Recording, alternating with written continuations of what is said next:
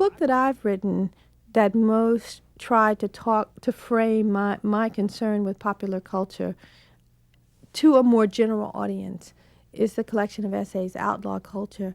And in the beginning of that book, what I say is that students from different, class backgrounds and ethnicities would come to my classes, and I would want them to read all this metalinguistic theory and of difference and otherness, and they would say, well, what does this have to do with our lives? And I found continually that if I took a movie and said, well, did you go see this movie, and how do you think about it? And I related something very concrete in popular culture to the kind of theoretical paradigms that I was trying to share with them through various work. People seemed to grasp it more, and not only that, it would seem to be much more exciting and much more interesting for everybody.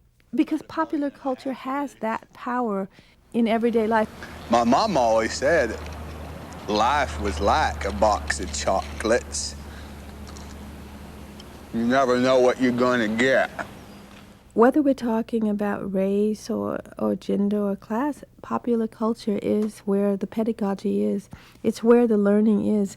And so I think that partially people like me who started off doing feminist theory or more traditional literary criticism or what have you begin to write about popular culture, largely because of the impact it was having as the primary pedagogical medium for masses of people globally who want to, in some way, understand the politics of difference.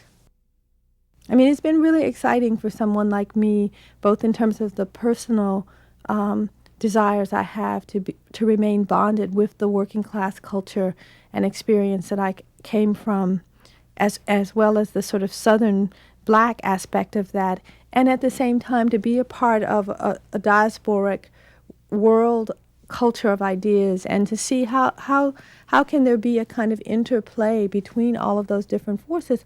Popular culture is one of the sites where there can be an interplay.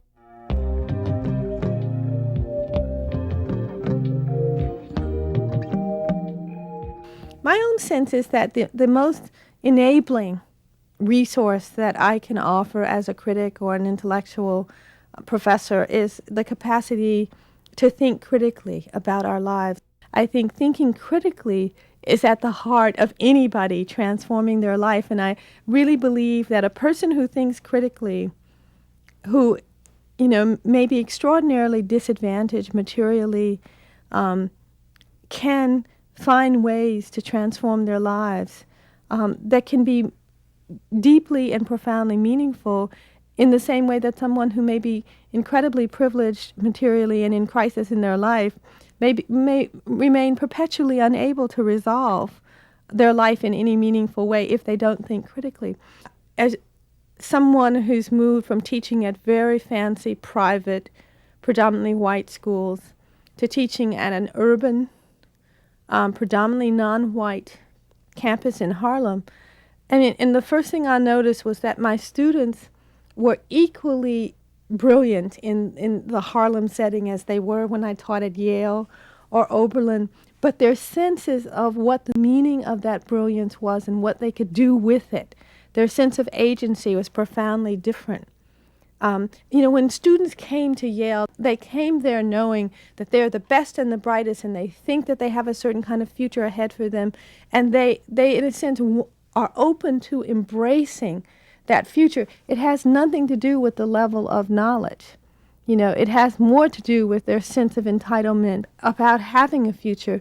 And what I see among my really brilliant students up in Harlem, many of whom have very difficult lives, they work, they have children, is that they don't have that sense of entitlement. They don't have that imagination into a future of agency. And as such, I think many professors do not try to give them the gift of critical thinking in a certain kind of patronizing way. Education just says all these people need is tools for survival, basic survival tools like their degree so they can get a job, and not, in fact, that we enhance their lives in the same way we've enhanced our lives by engaging in a certain kind of critical process.